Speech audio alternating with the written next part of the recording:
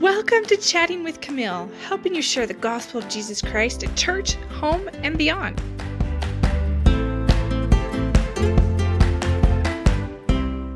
Laura is an intuitive eating and mental health coach, a mom of 3, and a firewife. She was born and raised in Arizona, but is currently living in Utah.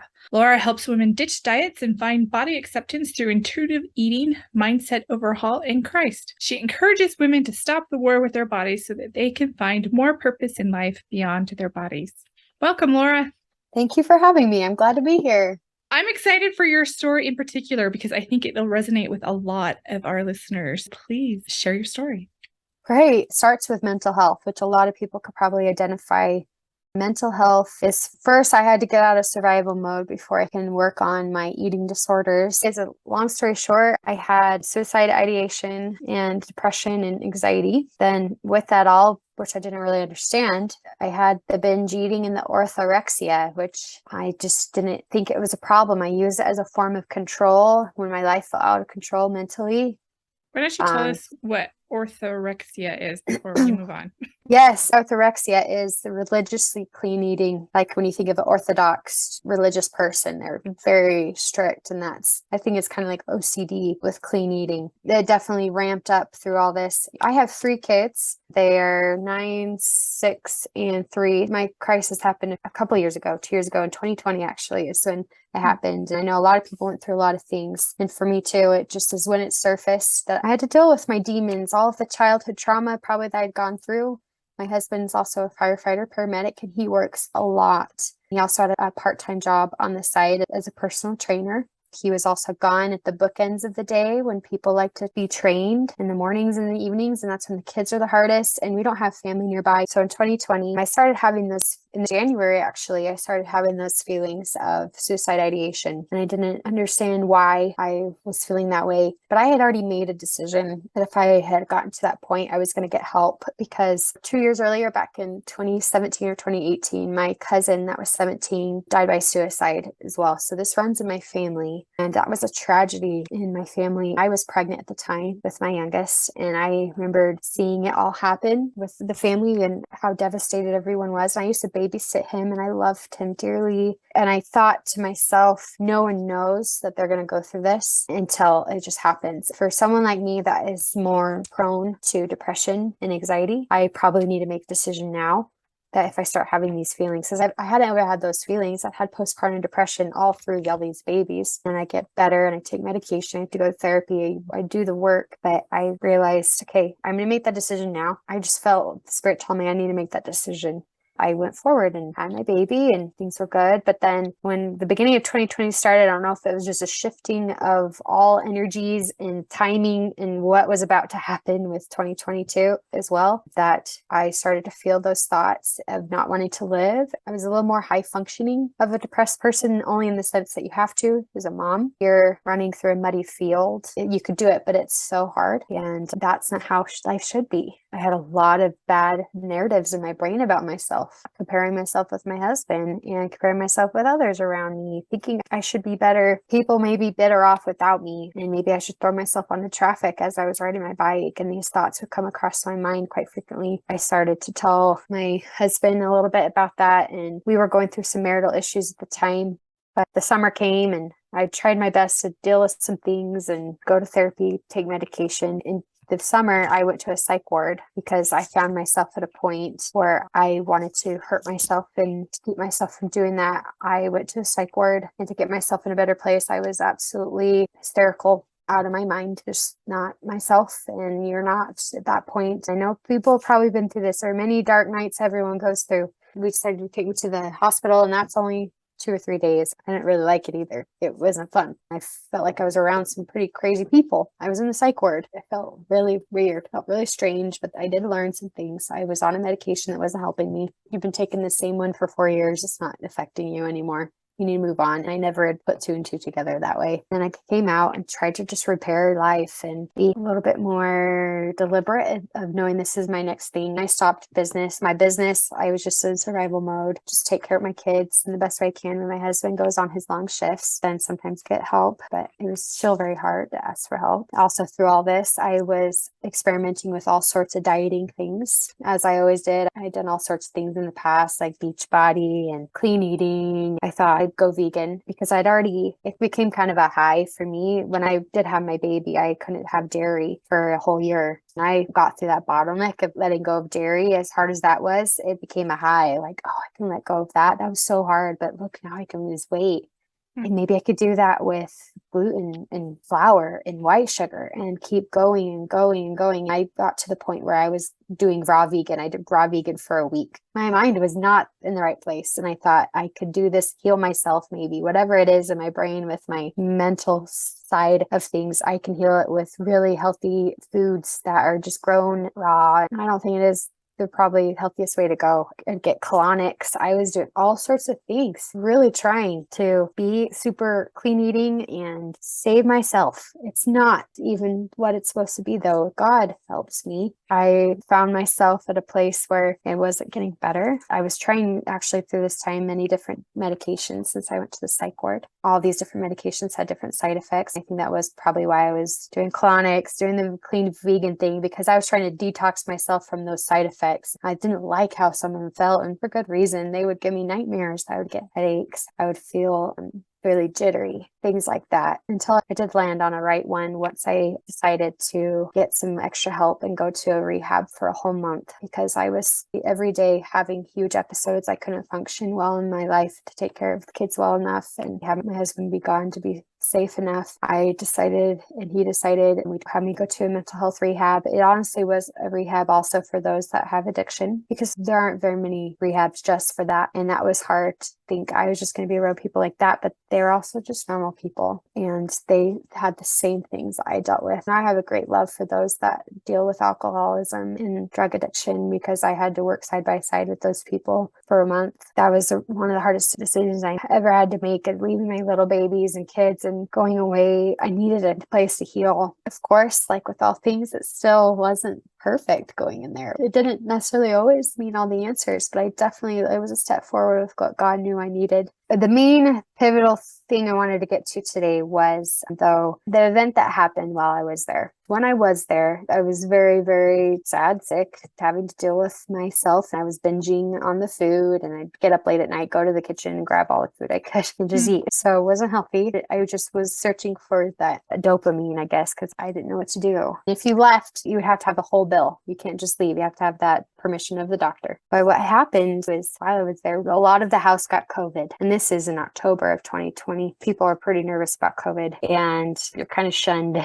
And I got COVID. They had me go to my room and stay there while I had COVID for a couple of days. And with those 2 days going on, being very, very long 2 days, I felt very alone, because not only am I quarantined, rehab itself is like a quarantine, but then being quarantined in quarantine to my room, it wasn't a healthy place. And I felt very dark, and I was telling them, I'm ready to go home. It was a good time into it. I thought I had gotten a good amount of therapy, and I got some good tools, and I'd done some family sessions over the phone, but they said, no, we don't feel like you're ready. We don't feel like you're ready. I'm like, this can't be healthy. And they'd shame me for saying, why do you want to go back home to your kids and get them sick? It was hard to deal with that. My husband was pretty frustrated trying to call in to get me out. I could just walk out at any moment, but it's, of course, I don't want to be left with a $20,000 bill, whatever it was. I remember that when I tried to just structure my day, if I had 2 whole days of just sit in my room and do nothing, I need to structure it a little bit. And that is kind of my personality. I'm a little more intense. I would do it for things that are good. I'm going to take some time to meditate. I'm going to take some time to pray a super long prayer, because I normally don't have that kind of time. I can read my scriptures. And yeah, I'll watch a show on my iPad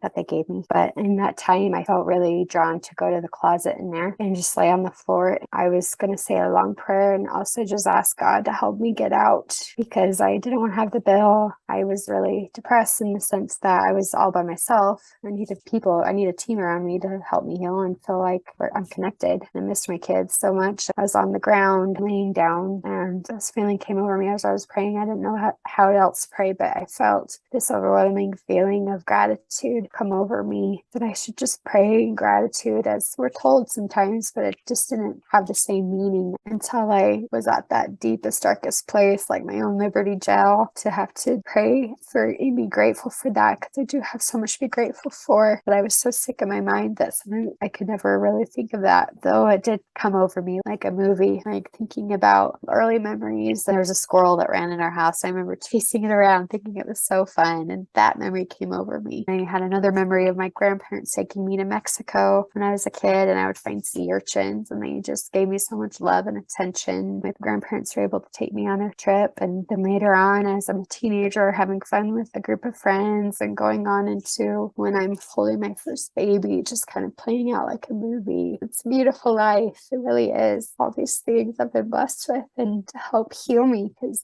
gratitude heals people, heals us. And God did answer my prayer to help me get out of there without that huge bill. And they did give me that absence. One of the therapists had the right mind and saw that, yeah, this isn't good. She needs to go home. She can heal at home and go through COVID. But I was also just so dead sick and depressed. It was just really hard. It ended up being just that pivotal moment where I had nowhere else to go to. When you scrape that bottom of the barrel, you have nothing else to buffer you, that you turn to God and Christ. Sometimes we're stubborn that we wait till that point, but it really has so much meaning then. So those trials really do sanctify you and make you that much stronger and teach you. I will always remember this experience. It was such a pivotal time for me to know how Joseph Smith felt, even to know especially how my Savior felt when even God himself withdrew himself from him, and knowing that he didn't do it to leave him, but just as no other way, so that he can know what that feels like when not for us and we feel like God isn't there. It was just very powerful, that whole thing. I like how you mentioned that you made the decision early on,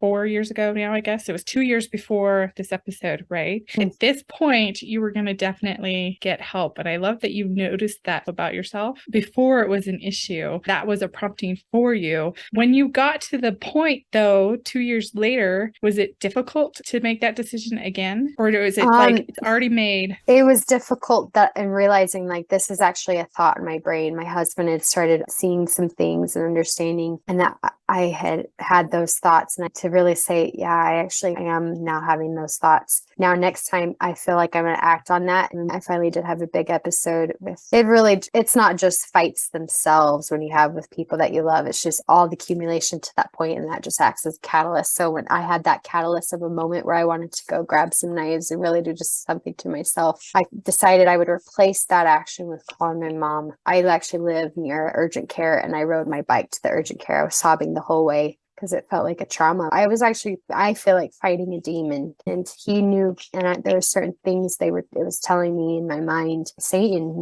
I had already knew. I just called my mom. I knew it was kind of building up over time, that I was getting a little bit more serious about acting about it. I know with me, I'm a little more rash with my decisions, so it could just happen. Sometimes it's maybe a little bit more of a slow burn for some people, but for me, I'm like, knowing my intensity, it's not where I want to be. It's not where my cousin wanted to be. It's really anybody that's dealing with that, and same with anybody that knows someone that is dealing with that. I have actually a brother that I just told him last week. He has been having some thoughts.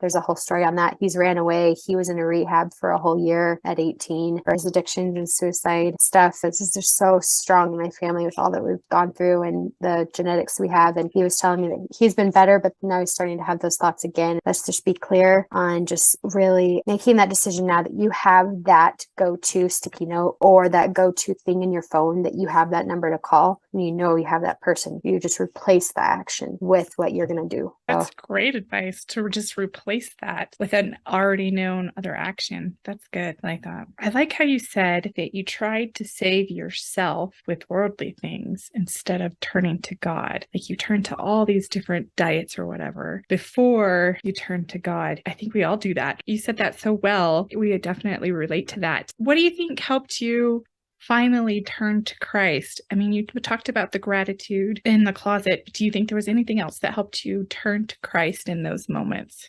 I did always know that God was with me along the way, but it was that matter of fully surrendering to Him and to see that Christ is going to help me through this. This is going to be my biggest crisis in my life, at least for the time being. I never gone through something this traumatic, and it was that gratitude, but that full surrendering. There's something to that when you just know there's nothing else that's going to help unless you totally trust Him that you are in His care, even those that you love are in His care, and the peace and protection that comes with that over time. There's opposition in all things. We're going to feel that much sorrow, but I didn't get to say that side of the story of it all, that when I came out through that month of November and December in the holiday season was the sweetest season I'd ever experienced, because I felt so much gratitude, so much love. I was feeling healthier again. My mind and my personality was coming back. And all of the beauty of that was because of God.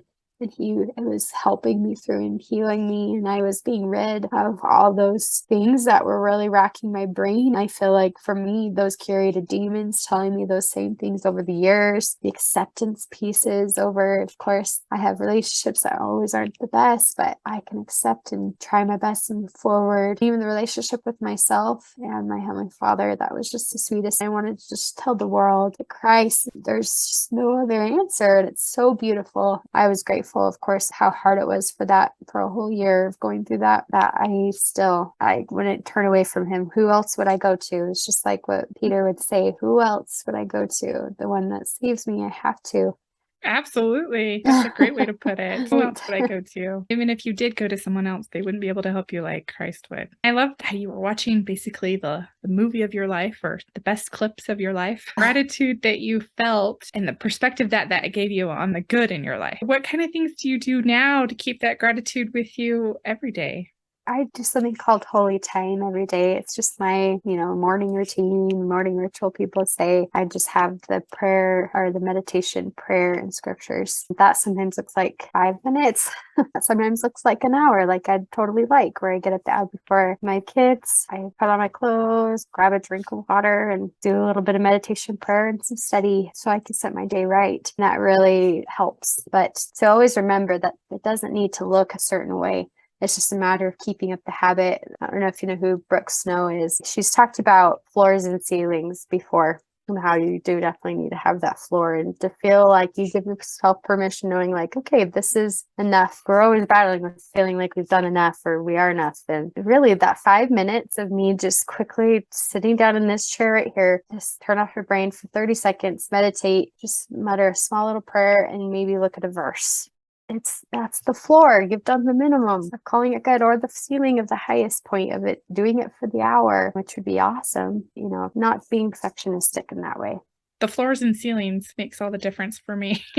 You talked about having to support people around you. And that was one of those main reasons you wanted to leave, is because you knew you needed those people around you to continue to the next part of your journey. What advice would you give to those who are the support people for somebody going through such a hard time? Because obviously Definitely. At some point it's hard for them too, right? Yes. I think number one is just don't overreact first. I think being even keeled will really help. My therapist always tells me this, and it's a quote from President Hinckley. Best thing we could do is to remain calm and have a positive attitude. No, it's going to work out. Having that positive attitude does help. And of course, it is scary if you do learn that someone that you love is thinking those certain things or is that depressed. I had learned that we have to keep ourselves a little bit more neutral. It's okay to have these people that we love. We want them to be happy, but when we need them to be happy for our own happiness, there's something off there. We don't want to be in that desperation moment. Then you need to do your own work. So secondly, it would be making sure you as a support person can be someone that is settled enough in themselves to be happy enough to support that person, but to a point to where you're not totally entangled, but that you're doing it out of love for them and that you're keeping them safe and yourself. really making sure that you're not overreacting, that you're working on yourself. And like I said before, having that little plan, the biggest little plan ever that could save a life, of you replacing that action. And you know that a suicide hotline number, and if they don't want that, they know that one aunt that they really trust that they could call, or grandma or friend or someone. They need to have that plan and know that it's worth it. There's so many people that love them. When you find that life is easier for a day, at least, those easier times, and maybe it's the same answer, what helps you still remember, okay, I need to take this holy time in the morning? Because I think oftentimes when life gets easier, sometimes it's easier to let go of those habits. Yes. Oh, yes. It's been a little while since all my episode. I'm coming up on the year anniversary of me going into my rehab, or 2-year anniversary, sorry. When you become such a new creature after something like that, you don't want to change that. But over time, you may let go of some of those things, the very things that may have saved you. This communication time that we spend with God, knowing that those past experiences were only happened because everyone's had those really powerful experiences. Those are only done if you were taking that time to be with God. And this all stems from, I think, that quote, "Take time to be holy." One of the General Authority women said that a while back. It's what President Nelson is saying now. He's just pleading with us. Prophets don't plead with us very often. He's like pleading with you guys, just take some time. That's the only way that's going to keep us from all this crazy of the world and distraction. I think if you remember your past experiences, what led you to your happiest moments in life, it usually was because you took that time. So that will help hopefully push you forward to want to continue to do that. That's great. I like the two things you said. One, you became a new creature, new, and you've changed, and you know the difference. Yes. And two, we want to remember. What are some ways that have helped you remember? Do you journal? Obviously, you're sharing your story with us today. Like, what are some things that help you remember? Sharing your testimony does help. I think reading past journals help. It's a combination of all these things. I think testimony, reading the past, talking. I think service then too would be a part of that as you serve. As I talked with my brother about this just last week, it reminded me of how dark it was for me. And that's better yet why I want to help him in any way. And he actually helped me as he talked to me. He just has a heart of gold, that kid. And he wanted to share some of his deepest parts with me. I'm honored and I want to respect that and love him and keep being there for him. Help remind me of, I was that. And still sometimes I still have my episodes where I will always be someone that probably has depression on and off through their life. Some of us, what we have. It really helped me to get a better perspective. You have your perspective shifted a little bit. The gospel teaches us a lot of times how we can alter our perspective, and that's by going to church, taking the sacrament, scripture study, going to the temple, and that combination of living a Christ-centered life, being his disciple. You'll be led into those scenarios if you're just trying to be that way. Absolutely. Thank you, Laura. Thank you for sharing your story with us and your heart with You're us. welcome. That's beautiful. Tell us where our listeners can find you so they can continue following you and learning your story. Yes. I mean, later on, I still wasn't totally healed. I had to deal with my eating disorder. So I went to outpatient program and I got that help. I have more of that story in my podcast. I have a podcast called Latter-day Intuitive Eating. I'm doing group coaching soon and I'm starting up a Facebook group. I've been doing one-on-one coaching for a while, but I feel like we need to create a community of people. I want community. I want to be with people. I have a course and a workbook too. Just want to help you in any way I can so you can make that change, because intuitive eating is wonderful. We didn't talk about it much, but it really helps you find more purpose beyond your body, and finding that way. I feel like one of the closest ways God has shown me that of how I can live, of how he would like me to be healthy, to use my body in this world, in this day of age right now. Go check those things out at lauracragun.com is my website. Spell your last name so people know. Yeah, it's so Laura, Laura Cragun, CRAGUN.com. Definitely go check her out. Very inspirational. I appreciate that. Thank you. Want to have more gospel conversations with your family? Come to my market and check out my gospel games at cknscratch.com, where you can have all kinds of fun, simple conversations while playing a game. Because the more we talk about the gospel, the easier it is.